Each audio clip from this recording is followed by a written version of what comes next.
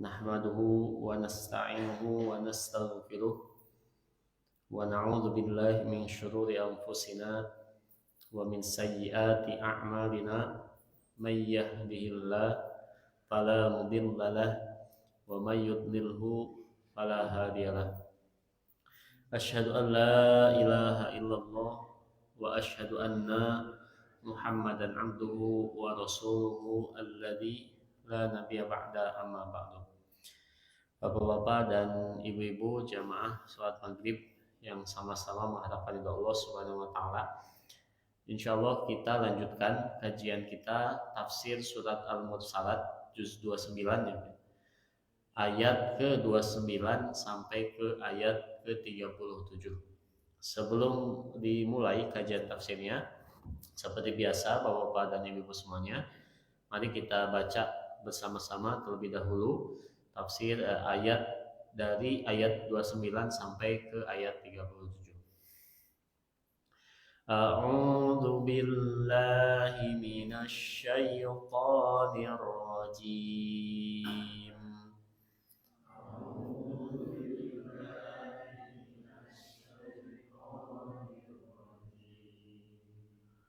Inṭaliqū ilā mā kuntum bihi tukadzibūn.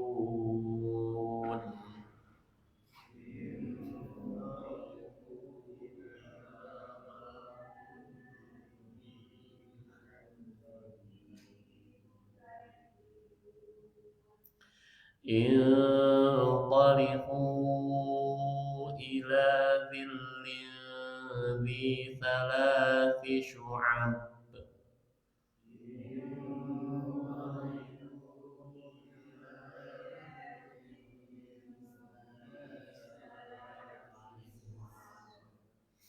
La dhalilin wa la yughni minal lahab.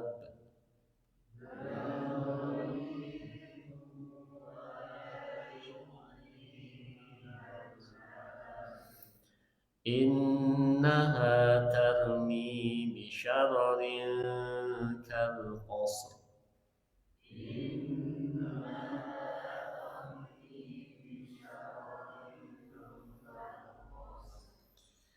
Ka'annahu jimalatun sufr.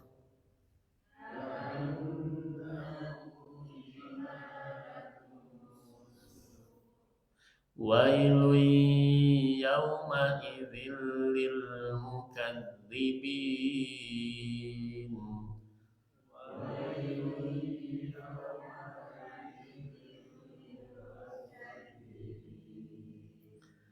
Hadza yawmu la yanṭiqūn.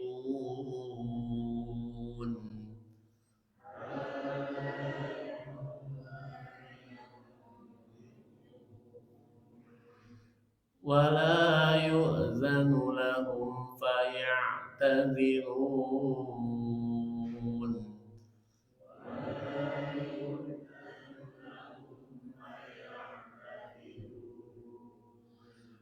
Wailun yawma idzin lil mukadzibin.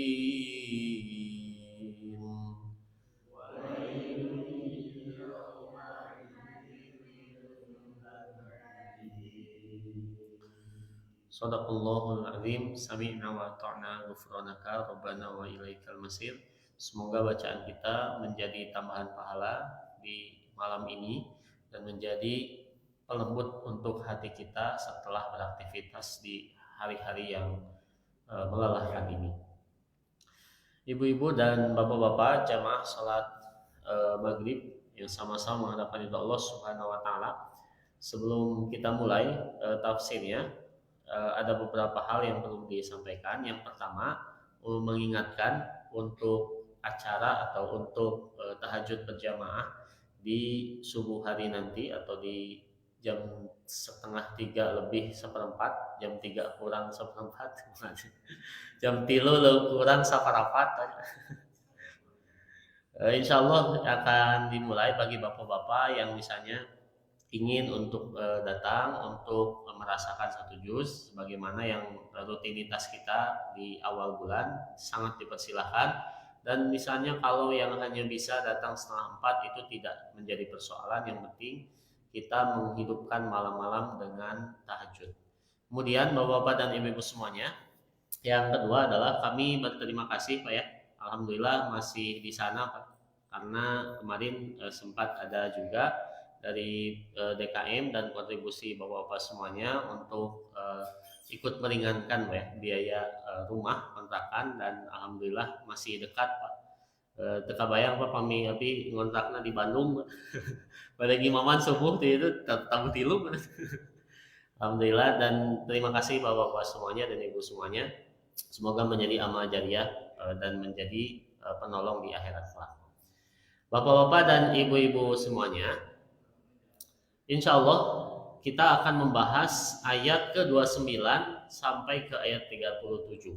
Secara umum, ikhwati iman rahimakumullah, ayat-ayat ini menjelaskan tentang sindiran Allah kepada orang kafir. Kemudian yang kedua, ayat-ayat ini juga menjelaskan tentang bagaimana keadaan kafir ketika mereka berada di padang mahsyar dan mereka sebelum masuk ke neraka. Jadi ikhwati iman rahimakumullah, siksaan orang kafir itu dimulai sejak mereka itu menghembuskan nafas, dimulai adanya siksa kubur, beres di kubur teureun siksana ada di padang mahsyar. Setelah di padang mahsyar mereka juga tersiksa ketika yaumul hisab, disiksa dari ketika di neraka. Nah, ikhwati rahimakumullah, kita akan melihat bagaimana siksaan Allah Subhanahu wa taala kepada orang kafir, terkhusus di padang mahsyar sebelum mereka memasuki api neraka. Ikhwati rahimakumullah, di ayat ke-28 dan ayat-ayat sebelumnya dijelaskan Pak ya, ini sebagai refresh saja, sebagai mengingat kembali. Di ayat ini Allah Subhanahu wa taala menjelaskan betapa banyak Pak nikmat-nikmat Allah yang begitu tanpa disadari ataupun disadari yang ditimpakan kepada seluruh manusia, baik itu orang-orang mukmin ataupun orang-orang kafir. Nikmat Allah itu terkadang rahimakumullah hal-hal yang sering kita lupakan. Bahkan di beberapa pertemuan sebelumnya Pak ya pernah dibahas, kita itu sering menganggap keajaiban tentang sesuatu yang terkadang sedang pernah terjadi, belum terjadi. Ketika terjadi kita menganggap keajaiban. Seperti misalnya tiba-tiba matahari jadi merah, tiba-tiba di dia kantos ngalaman, wah kuning di atasnya waktu masih di sini gitu. Kuning sekali matahari. Kita menganggapnya keajaiban. Padahal ikhwati rahimakumullah, yang sering kita lupakan adalah dengan adanya matahari yang tetap di atas itu juga keajaiban. Tapi karena sering terjadi sehari-hari, jadi kita merasa itu sebagai sesuatu yang biasa. Kita melihat ikhwati rahimakumullah, itu juga keajaiban. Tetapi karena biasa gitu ya, setiap hari melihat, itu tidak dianggap sebagai keajaiban. Padahal ikhwati rahimakumullah, sekali lagi, yang disebut dengan keajaiban itu adalah setiap hembusan nafas kita itu adalah keajaiban. Karena tidak mungkin manusia itu tidak mengalami dan merasakan keajaiban. Oleh karena itu ikhwati rahimakumullah, kan pernah dijelaskan juga nanti di akhirat itu ada 3 catatan amal. Yang pertama amal jelek, panjang banyak. Yang kedua amal baik, pendek. Yang ketiga nikmat lebih panjang daripada amal jelek dan amal baik. Nikmat Allah itu adalah buku terpanjang ketika nanti menerima laporan di akhir, di hari akhir. Nah, kemarin dijelaskan salah satunya adalah gunung yang dia itu megah berdiri. Kemudian dijelaskan juga ketika kiamat gunung itu dihancurkan, bahkan hancurkannya itu bukan meletus di dia banyak. Jadi kita sering menganggap atau di dalam pikiran kita kiamat teh di ditu heula ngabledug, manusia teh lari ngabledug di ditu. Ternyata di dalam Al-Qur'an bukan gitu. Gunung yang hancur itu sekaligus sadayana. Nah, jadi manusia itu tidak ada waktu dan sempat kepikiran untuk lari. Makanya ikhwati rahimakumullah, ini cocok dengan apa yang disebutkan di dalam hadis dan juga Al-Qur'an, sampai-sampai bayi yang akan disuapinya ku ibuna ketika terjadi kiamat kesempat eta suapan ieu masuk ke dalam mulutna. Kenapa ya? Karena semuanya terjadi tiba-tiba, berdag tapi dadat gitu ya. Ngebledung bisa dia. Nah, rahimahullah, di ayat 29 Allah Subhanahu wa taala menjelaskan tentang peristiwa setelah kiamat itu.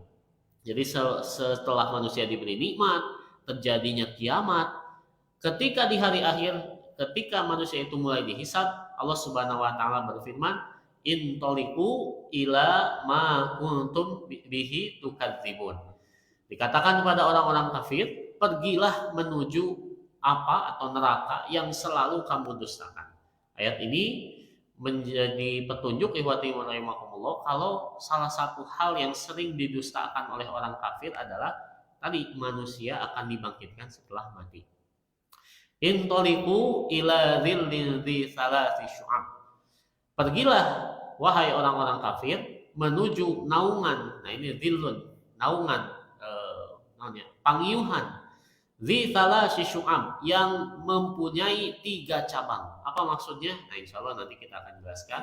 La dzalili wa la yughni minal lahab. Akan tetapi tempat pangiuhan itu atau tempat berteduh itu tidak bisa melindungi dan tidak bisa menahan dari panasnya api neraka. Nah ini rahimahumullah ada hal yang menarik ya. Oleh Allah Subhanahu wa taala dipersilahkan untuk mencari tempat perlindungan, tapi kata Allah Subhanahu wa taala tempat perlindungan itu, tempat pangiuhan itu tidak akan menahan panasnya api neraka. Nah, ini kita akan membahasnya. Yang pertama, rahimahumullah, apa yang disebut dengan dhillun? Nah, ini kan di sini ya, intaliqu ila dhilli. Apa yang disebut dengan dhillun atau naungan? Maksudnya kata para ulama adalah dukhanu jahannam. Ini adalah asap jahannam. Tuh. Saking pekatnya, Pak. Sumia bidzalika lisyiddati katsafatihi.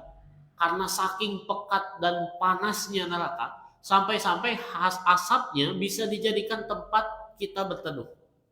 Kabayang banyak ibu-ibu kantos masakna ngebul nanti ibu-ibu tiasa ngayuhan kita tina hasapna belum ya, paling kalau ada ngebul paling tipis.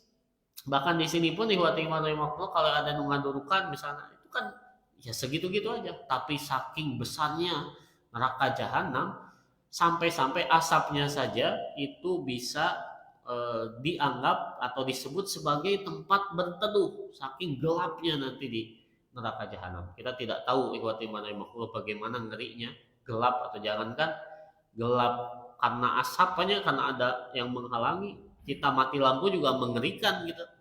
Gelap. Nah, ini gelapnya itu karena saking membaraknya api neraka jahanam. Nah, oleh karena itu ikhwati rahimahullah kata para mufasir, apa yang dimaksud dengan ayat ke-30 intoliku ila dzillin dzi salasi syu'ab, maksudnya adalah ayyuhal musyrikun, wahai orang-orang musyrik, ila dzillin min dukhan jahannam alladzi yatasa'adu min miwaqudiha. Kata para ulama, maksudnya adalah hei orang-orang musyrik, silakan kamu mencari naungan dari api neraka jahanam, dari asapnya, yang dimana justru neraka jahanam itu bisa ngebul dia gitu, kayu bakarnya adalah mereka-mereka juga. Jadi rahimahumullah, orang musyrik itu ketika di neraka ayanu jadi bahan bakar, jadi sedukna, jadi sulukna, ayanu dia itu sampai-sampai tidak mendapatkan cahaya sama sekali karena tertutupi tertutupi asap neraka jahanam. Kemudian summa yatafarraqu ba'da dzalika ila tsalasi syu'ab. Setelah itu Allah menyebutkan bahwa asap itu ada 3 cabang, 3 tingkatan. Apa maksudnya? Sya'na ad-dukhan al-azim indama yartafi'u. Itu berasal dari asap dari neraka jahanam. Nah, apa yang disebut dengan ayat ini, Pak ya? Ayat tentang intoliku ila dzillin dzi salasi syu'ab. Bahwa nanti orang-orang kafir di neraka si hasebna teh aya 3 tingkatan. Naon maksudnya yang disebut dengan 3 tingkatan itu? Di sini ikhwati rahimahumullah kata para mufasir, yang dimaksud dengan tingkatan pertama adalah tadi ya asap yang berasal dari api. Yang kedua sifat dari asap dari perlindungan atau dhillun itu adalah bisifati saniyah. Sifat yang kedua Ai laisa huwa bidillin ala sabilil haqiqah innama huwa dukhon khaliqun la barda fihi. Wa rahimahumullah, kata para mufasir, yang tingkat pertama adalah tadi asap setelah adanya pembakaran. Yang kedua adalah asap yang dia itu hasil dari percikan api yang menyala. Jadi kalau yang pertama itu asap yang memang dekat dengan api, yang kedua adalah asap yang dia itu bahkan tidak memberikan kesejukan sedikit pun. Jadi mau tingkatan 1, 2, 3, lapisan 7 tidak berpengaruh. Kenapa? Karena itu berasal dari sesuatu yang panas. Yang ketiga, rahimahumullah, sifatnya adalah la yughni minal lahab. Yang mana bukan hanya menolak panas, Pak, tapi asapnya ini atau naungannya ini juga tidak bisa menolak nyala api. Nah, oleh karena itu rahimahumullah, kata para ulama, maka di sini kata Al-Qurtubi, di sini yang disebut dengan dhillun itu adalah ini. Ma ya'lu 'alan nari idza taramat min ahmar wal asfar wal akhdar. Ada yang menyebutkan juga kalau tadi mah apa yang dimaksud dengan 3 cabang itu? Yang pertama, asap yang ada dekat api. Yang kedua, yang pertengahan. Yang ketiga, lapisan terluar anu rada bodas. Tetapi ketiga-tiganya tidak bisa menghalangi dari panasnya api neraka. Nah, kata para mufasir yang lain, apa yang disebut dengan 3 tingkatan itu? Yang pertama ini, ketika api berkorbar di neraka itu ada yang berupa warna merah, ada yang berupa warna kuning, ada yang berupa warna hijau. Ya sanes balonku ada 5. Merah, kuning, hijau. Sanes, tetapi ini adalah warna api. Nah, wallahu alam, kita tidak tahu apinya seperti apa. Tapi di kehidupan nyata, api itu juga bisa dibedakan lewat warna banyak. Namun aya api nu semu bodas semu kuning, kita api biasa. Tetapi ketika berubah sedikit menjadi biru, banyak ada biru atau ada hijau, beda deh tingkatannya. Deui api anu rada hidung gitu. Nah, eta rahimahullah, hidung oranye, rada oranye. Nah, itu adalah api yang sangat panas ya, karena kebakaran apinya kan tidak kuning, Pak ya, bercampur dengan hitam pekat. Nah, rahimahullah, maksudnya Allah ingin menjelaskan bahwa 3 lapis ini adalah lapisan di neraka, apinya begitu bermacam-macam. Kemudian ada juga yang mengatakan inna syu'ab salas, maksudnya dari 3 lapis itu hiya adalah yang pertama dori. Yang pertama itu adalah ini merupakan kiasan dari 3 macam siksaan bagi para penghuni neraka. Yang pertama dori, nanti orang-orang neraka itu akan memakan dori. Bid dori ya banyak, sanes ikan dori. Dori itu satu tumbuhan yang dia itu berduri. Jadi saking laparnya Pak ya orang neraka itu, jadi nanti akan memakan tumbuhan yang berduri, yang ketika dimakan, kalau kata hadis, mulutnya dimakan tapi perutnya meledak. Kemudian yang kedua, makanan yang kedua adalah zakum. Apa itu zakum? Sebagaimana yang kita tahu, zakum itu adalah salah satu pohon di neraka yang kata Rasul, kalau 1 tetes dari zakum ini ngecelak banyak ke dunia, maka pohon-pohon di dunia tidak akan pernah tumbuh lagi. Saking mematikan namanya pohon zakum. Nah, ini jadi makanan orang neraka. Yang ketiga, maksud dari salah syu'ab adalah kiasan bagi gislin. Gislin itu adalah cairan nanah penghuni neraka. Jadi makanannya orang neraka itu pohon berduri, kaktus ya, bayangkan kaktus, tapi pasti lebih dari itu. Yang kedua zakum, yang zatnya saja ketika menetes ke dunia akan hancur dunia. Yang ketiga minumnya adalah gislin, cairan nanah penghuni neraka. Rahimahumullah, inilah yang disebut dengan salasy syu'ab, ada 3 lapisan. Yang selanjutnya, rahimahumullah, di sini ada sebuah hadis bagaimana keadaan dan kejadian di padang mahsyar. Kata Rasulullah SAW, inna syamsa tadnu min ru'usi al-khalaik wa laisa alaihim yawma idin libasun wala lahum akhfanun. Pada hari kiamat, matahari itu nanti akan didekatkan ke dekat kepala kita. Wa laisa alaihim yawma idin. Orang pada saat itu tidak memakai baju, tidak memakai kafan, Kemudian fatal haquhumus syamsu wa ta'khudhu bi anfusihim wa mudda alaihim wa mudda dzalikal yaum. Kemudian kata Rasulullah sallallahu alaihi wasallam di sini, hari itu pun matahari begitu dekat, panasnya menyengat sehingga nafas mereka itu terasa sesak saking panasnya. Dan hari itu pun dipanjangkan. Jadi jangan berharap akan cepat selesai. Kita langsung terjemahnya saja ya warahmatullahi. Kemudian Allah Subhanahu wa taala dengan rahmatnya menyelamatkan siapa yang Dia kehendaki dan Ia masukkan ke dalam naungannya. Nah, pada saat itu, orang-orang berkata, maka Allah telah melimpahkan karunia pada kami dan melindungi kami dari azab angin yang sangat panas. Ini dalam surat At-Tur. Kemudian dikatakan pada orang yang mendustakan, pergilah menuju azab Allah dan hukumannya yang dulu kalian dustakan. Nah, ini maksudnya ayat di dalam surat ini di surat yang kita bahas dan ayat yang kita bahas. Kemudian pergilah menuju naungan yang memiliki 3 cabang. Nah, ini yang kita bahas Pak ya. Maka para wali Allah yang maha tinggi berada dalam naungan arsy-Nya atau di tempat naungan manapun yang Allah kehendaki hingga proses hisab selesai.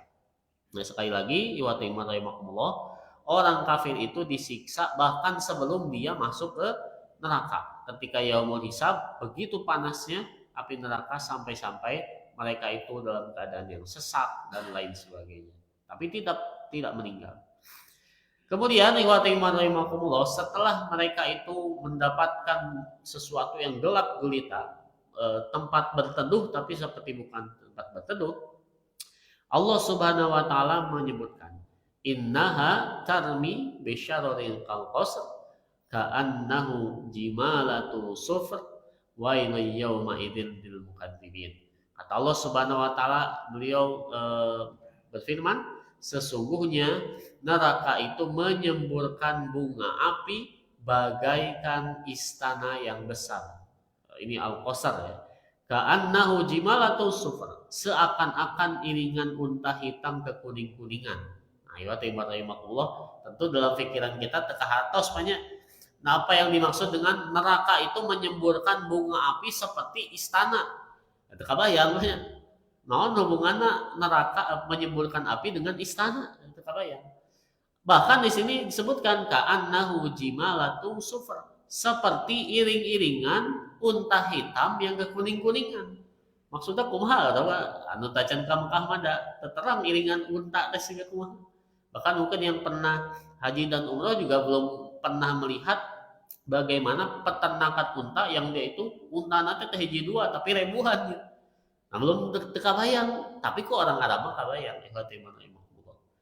Nah, inilah salah satu hal yang sering diutarakan dalam Al-Quran. Jadi Al-Quran itu sering menyebutkan tamsil, sering menyebutkan perumpamaan agar ia itu dekat dengan pengetahuan orang-orang Arab.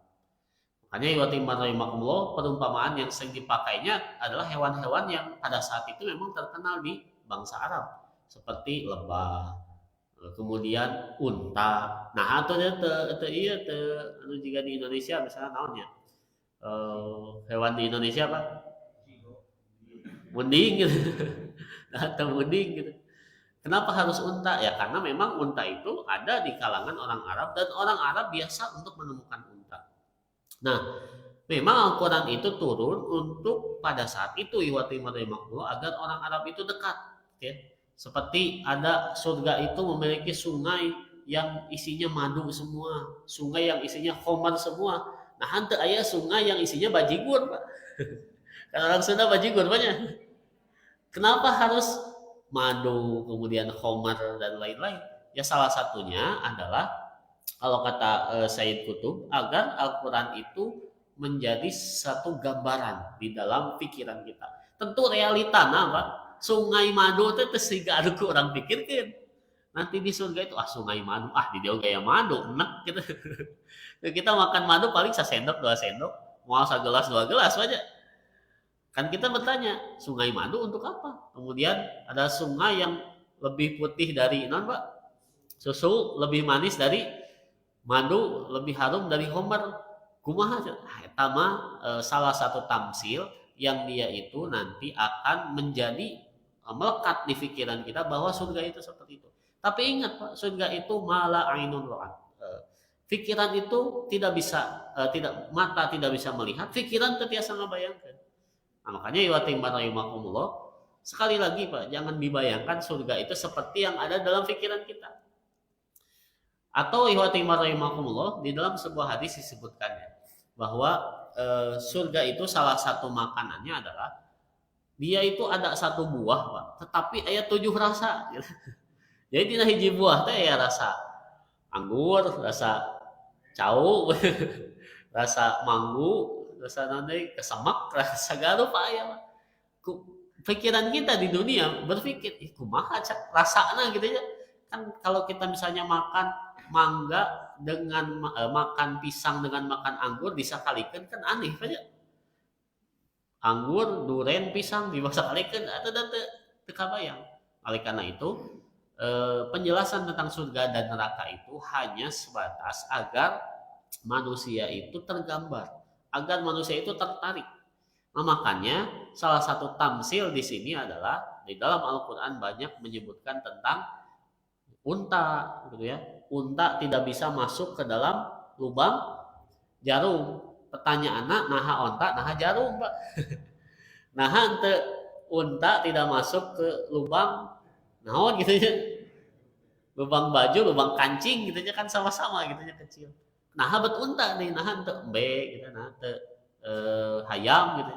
Nah itu hanya tamsil saja agar masyarakat Arab pada saat itu beriman. Tetapi hebatnya Nabi Muhammad itu mukjizatnya tidak hanya berlaku untuk orang-orang Arab, tetapi juga itu berlaku untuk semua orang sampai hari kiamat. Nah itu hari ini kita masih bisa membayangkan unta masuk ke lubang jarum teh sakumaha hesena, masih bisa membayangkan. Orang dulu masih bisa membayangkan, orang sekarang bisa membayangkan. Nah ini juga sama percikan api neraka yang nanti akan dimasuki oleh orang kafir itu seperti bunga api yang besarnya sebesar istana.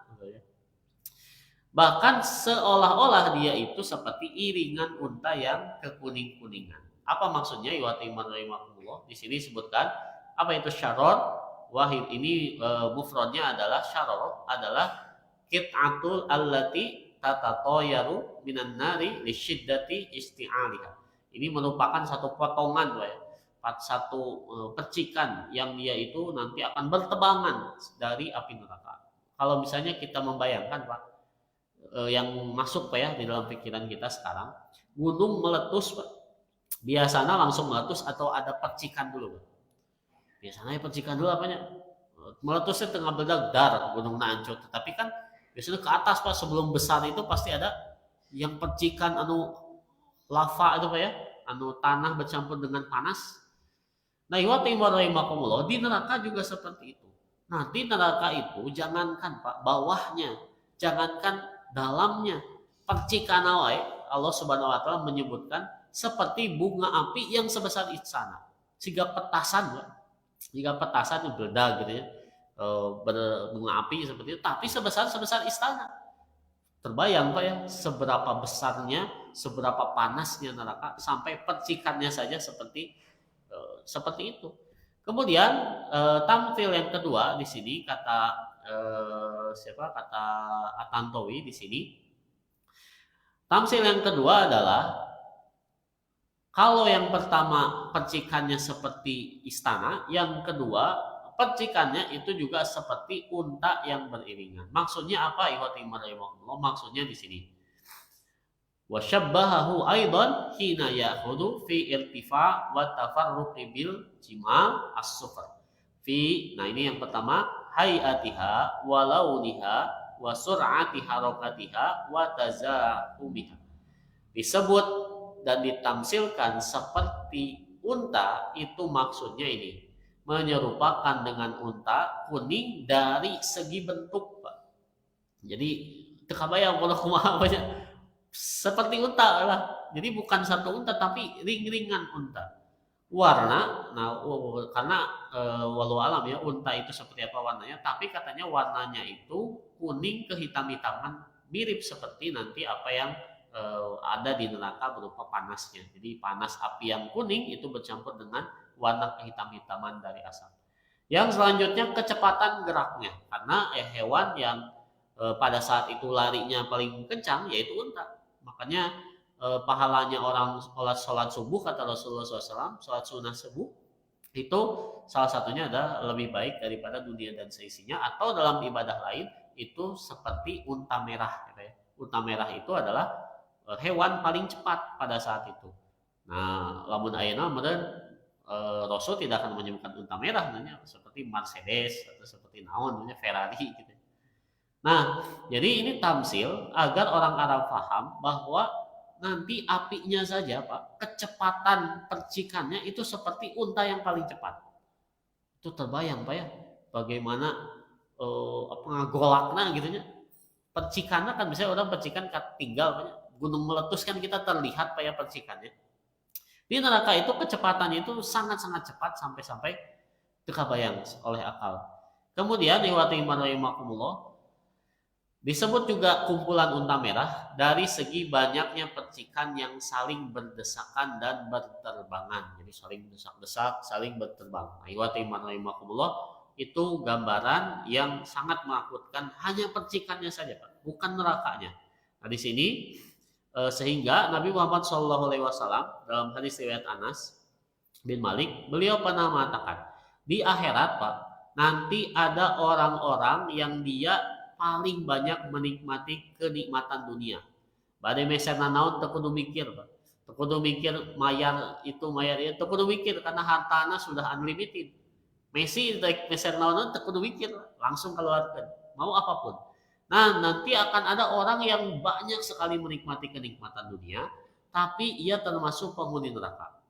Lalu setelah dicelupkan ke dalam neraka, sekali celupan, setelah itu dikatakan dan ditanyakan padanya, wahai anak Adam, apakah engkau pernah melihat satu kebaikan sama sekali? Maksudnya, hei anak Adam, pernah tidak kamu mengalami kebaikan semasa kamu hidup di dunia dan juga di akhirat? Kata orang tersebut, apakah pernah merasakan kenikmatan sedikit pun? Kata orang tersebut, dia mengatakan, tidak demi Allah wahai Tuhanku. Nah ini orang yang hidupnya ayeuna ngerasa nikmat, ketika sudah melihat neraka dicelupkan sekali, dia mengatakan saya tidak pernah merasakan kenikmatan. Nah kemudian didatangkan orang yang paling sengsara Pak hidupnya di dunia. Wah ima jangankan mau makan Pak ya, untuk bertahan hidup saja susah, jangankan memilih makanan. Kan biasanya orang memilih banyak, makan siang badai naon, badai naon teh berarti mampu untuk membeli apapun. Ima makan saja dia harus bertanya, ini saya makan atau tidak. Nah di dunia dia sengsara, tetapi termasuk penghuni surga, lalu dicelupkan, maksudnya dia masuk ke surga sekali saja, sebentar saja. Setelah itu dia katakan padanya, wahai anak Adam, apakah engkau pernah merasakan kesengsaraan pada hidupnya di dunia? Ngelangsa apanya? Dia menjawab, tidak demi Allah wahai Tuhanku, aku tidak pernah merasakan rasa sengsara sedikit pun. Inilah yang menjadi penguatan bagi kita di dunia. Mungkin kita banyak masalah ada yang banyak terkena musibah, ada nu pusing ku putra teh naha teu bager-bager gitu. Aya nu pusing ku harta, aya nu pusing ke kesehatan. Kalau melihat hadis ini Pak, teu aya nanaonan Pak dunia teh. Ketika kita sudah merasakan bagaimana surga dan neraka, lupa Pak dunia teh.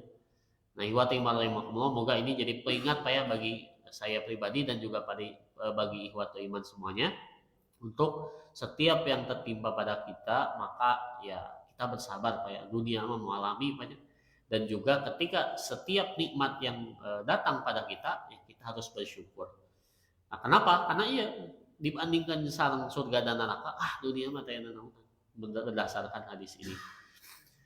Kemudian iwata iman rahimakumullah, sebagai gambarannya betapa mengerikannya neraka di sini, Rasulullah SAW bersabda juga, yursalu buka ala ahlin nar. Pada saat itu tangisan dikirimkan pada ahli neraka. Jadi ketika disiksa, Allah mengizinkan mata untuk menangis. Fayabkuna hatta yanqati'ud dumu. Dia menangis ya Pak ya, sehingga habislah air mata. Ini nangis saking nyerina sampai air matanya ada keluar deui. Apa yang menggantikan air mata? Summa yabkuna adam. Kemudian air mata itu berupa air tetapi berupa darah.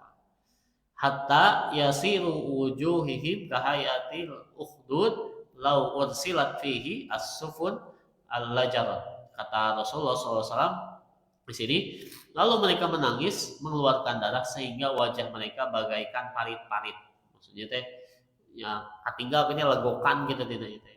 Jika kapal-kapal ditarik padanya, niscaya akan berjalan. Saking tidak pernah berhenti mereka menangis. Ketika habis air mata, ganti dengan darah. Ini menunjukkan Pak, orang kafir itu benar-benar mau sebahagia apapun di dunia, mereka tidak akan pernah merasakan kenikmatan ketika dihadapkan dengan akhirat. Terakhir Bapak semuanya, Allah Subhanahu wa taala berfirman di dalam suratnya, "Hadza yaumul la yantiqun wa la yu'dzanu lahum faya'tadirun wa yawma idzin lil mukadzibin." Inilah hari ketika mereka tidak dapat berbicara. Mereka tidak diizinkan berbicara sehingga mereka dapat membela diri dan mencari alasan. Celakalah pada hari itu para pendusta kebenaran. Nah, ikhwati rahimakumullah, yang menjadi pertanyaannya adalah apa dan kenapa orang itu tidak bisa berkata-kata? Kan di sini disebutkan ya, di akhirat manusia itu tidak bisa berkata-kata. Kenapa manusia tidak bisa berkata-kata? Kenapa hanya bisa terdiam saja? Para ulama berbeda pendapat, kata Imam Al-Qurtubi. Yang pertama, maksudnya adalah mereka tidak dapat berbicara karena mereka tidak mampu mengemukakan hujah atau alasan yang bermanfaat. Pada alasan nono nah sholat, alasan nono tentolak. Kenapa? Ya banyak, karena dia sudah diberi waktu, mendapatkan ceramah dari ustadz, walaupun diberikan Al-Quran, tidak bisa menolak. Kemudian yang kedua, kenapa manusia itu tidak bisa berbicara di akhirat, adalah seperti yang dikatakan oleh Hasan Al-Basri. Mereka tidak dapat mengemukakan hujah meskipun berbicara. Yang tadi. Kemudian ada juga yang berpendapat bahwa saat itu adalah ketika mereka mendengarkan atau ketika mereka bersaksi di akhirat itu, kenapa tidak bisa berbicara? Salah satunya Abu Usman mengatakan mereka terdiam karena menyaksikan keagungan Allah dan rasa malu akibat dosa-dosa mereka yang membuat mereka tidak mampu berbicara. Seperti Pak ya, kalau misalnya ada yang ketahuan salah, ketika ditanya, nah misalnya korupsi, kan tidak berbicara. Kenapa? Karena yang pertama malu, gitu. Mau berbicara apapun ya tidak bisa, sehingga mereka itu malu. Nah begitu juga nanti manusia Pak, ketika diinterogasi Allah Subhanahu Wa Taala tidak bisa berkata-kata karena saking malunya. Tahu banyak nikmat Allah yang diberikan, tapi dosa-dosa jalan terus. Selanjutnya rahimakumullah, ini bagus sekali dari Imam Al-Junaid. Terakhir Pak ya, ia mengatakan bahwasanya kenapa manusia tidak bisa berkata-kata? Ia mengatakan alasan apa lagi yang dapat dikemukakan oleh orang yang berpaling dari Allah yang melimpahkan nikmat, mengingkarinya, serta mengingkari segala kebaikan dan nikmat yang telah dia anugerahkan. Rahimakumullah, tentu kita malu Pak ya, kalau misalnya kita diberi, saya bawa memberi saya uang 100 juta, 200 juta, 1 miliar, tetapi saya tidak amanah, tentu malu Pak. Sebagai manusia yang mempunyai mempunyai hati nurani Pak ya, tentu malu. Nah, manusia pun nanti di hadapan Allah seperti itu, diberikan nikmat di dunia, ketika disalahgunakan dan justru kufur pada Allah Subhanahu Wa Taala, maka dia tidak bisa berkata-kata karena saking malunya dengan perlakuan dirinya semasa di dunia. Ikhwati iman rahimakumullah, mungkin itu saja ya yang bisa disampaikan pada kesempatan kali ini. Pada intinya tafsir surat Al-Mursalat ayat ke tadi berapa? 29 sampai 37 ya. 29 sampai 37 ini menjelaskan bagaimana orang kafir itu disiksa di neraka dan bagaimana orang-orang itu tidak bisa berhujah sama sekali dengan apa yang mereka lakukan dan perbuat di dunia kelak. Semoga kita diselamatkan dari siksa api neraka dan juga kita diberikan naungan oleh Allah Subhanahu Wa Taala di hari di mana tidak ada naungan sama sekali kecuali atas izin Allah Subhanahu Wa Taala. Rabbana atina fid dunya hasanah wa fil akhirati hasanah wa qina adzabannar. Assalamualaikum warahmatullahi wabarakatuh.